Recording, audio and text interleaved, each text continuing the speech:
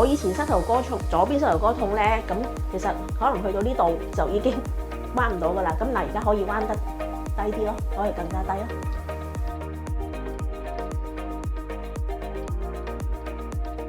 我姓盧嘅，從事呢個物業資產管理，好多時都要帶啲客人去唔同嘅地方去睇樓啦。其實我就係左邊膝頭哥內側呢一個位係一落樓梯嗰下就會係好痛嘅。總之我行一步落去我就會覺得呢個位好痛。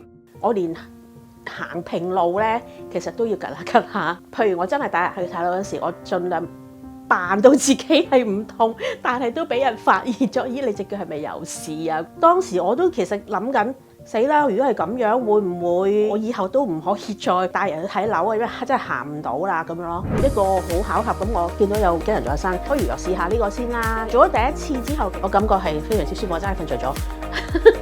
即時係見到一個效果係鬆咗嘅，我隻左腳係而家係一啲都唔痛嘅，可以正常咁樣行路啦，即係人哋唔會見到我隻腳有問題咯。起碼我有人嚟睇樓，我唔會好抗拒話又要行出去，我隻腳痛喎，咁正常翻嘅生活咯。我會俾 N 機能再生係9分，N 機能再生幫到我，N 機能再生幫到我。